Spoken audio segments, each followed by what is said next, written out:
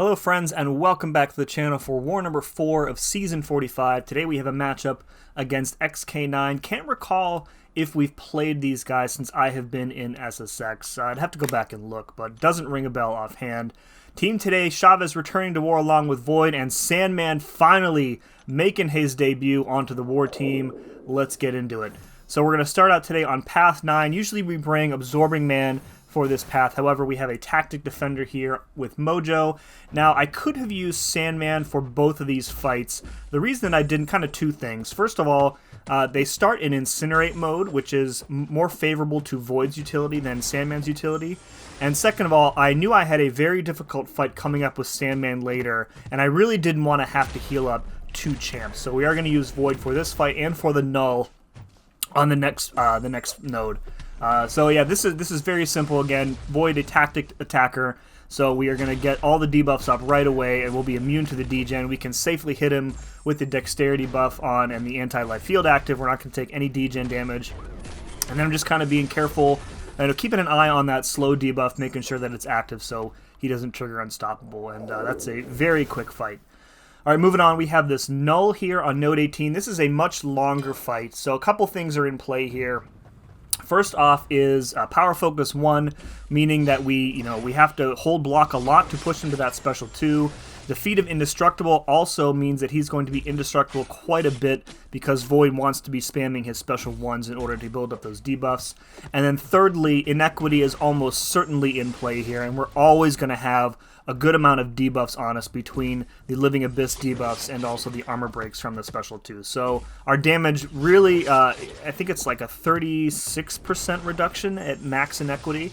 And I just assume that most players in Tier 1 are running max Inequity. So we do a really good job here of managing his power level. I don't think he tosses any special 1s, which is really the most important goal in this fight here. And then it's, just keep the debuffs up, let the damage work, and then don't get nailed with the special 2. So a lot of chip damage here, baiting out those heavies, taking hits into our block from Knull.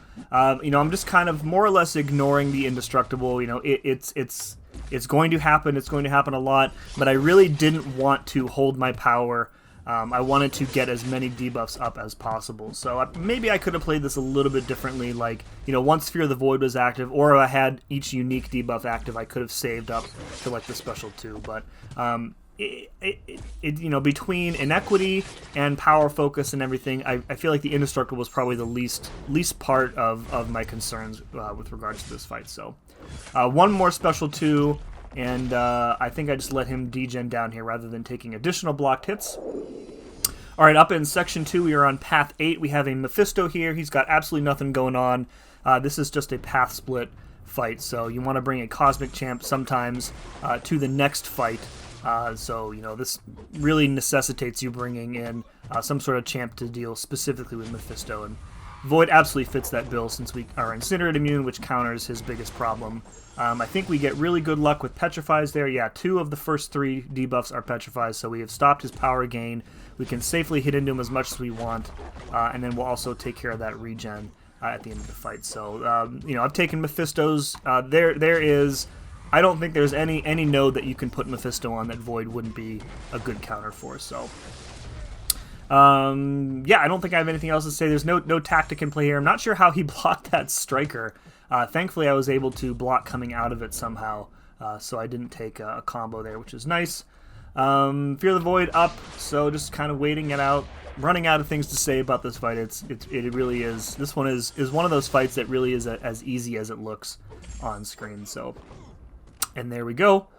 All right, next up we have a Hulkling. This is my first time taking this fight. Hulkling on 35 with Rich Get Richer.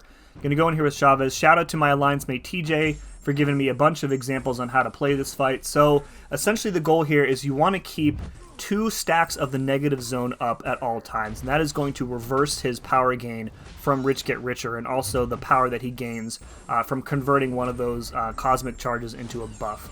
So that is really what's going to keep his power in check for this entire fight. The second thing you kind of want to worry about is, again, playing normal Chavez way, getting all of your dimensions active, and then firing a special 2. So right here, I time it really well. I get the special 2 off right as his indestructible expires, which is really, ideal. You really don't want to fire off the special 2 into the indestructible. That's bad news. And then from there, as long as he's aggressive enough to keep throwing specials, just keep one eye on your dimensions. Shorten combos in order to get that second stack of the negative zone up is perfectly fine here, and then we're going to kill him with this special 2 again right after the indestructible expires. So really clean fight there for me. Alright, we have a Thing mini-boss on 37, an Ascended Thing mini-boss, and this fight is a little bit different than the things that I usually fight on Path 1. This is a bit more dangerous because the healing is much stronger.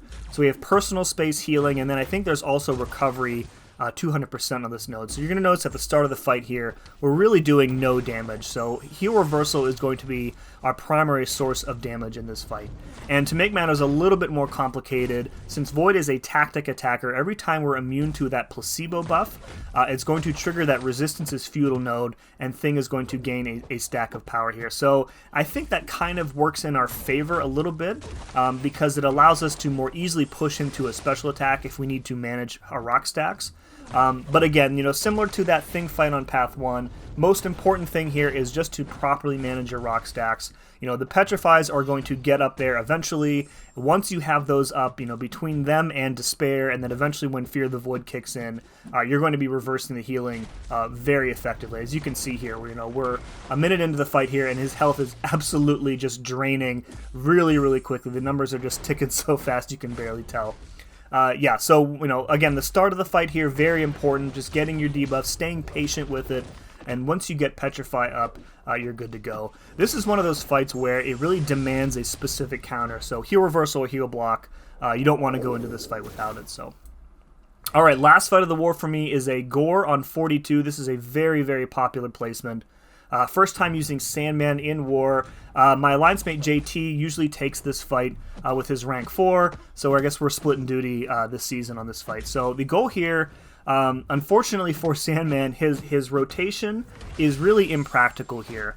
Because Gorr, every time he gains buff, he's going to gain a power efficiency charge, and he's basically always going to be at a bar of power. So, holding your heavy and waiting for him to dash into you is not safe at all, because if he just tosses a special, you're going to get completely screwed. Sandman is immune to all 3 of the debuff types, and he can't inflict them through blocks. So as long as we don't get hit here, we're going to be pretty safe. Now, that being said, the block damage in this fight is pretty gnarly, as you're going to see. I have no problem pushing him to a special 2 because, again, we are immune from the debuffs, and he can't inflict them through blocks. So you can see just the amount of damage that we're taking blocking that special 2 is quite significant. And then you can kind of get an idea about the strategy of this fight as well. The main source of damage, similar to that Thing fight, is really just trying to reverse the regen that he's getting.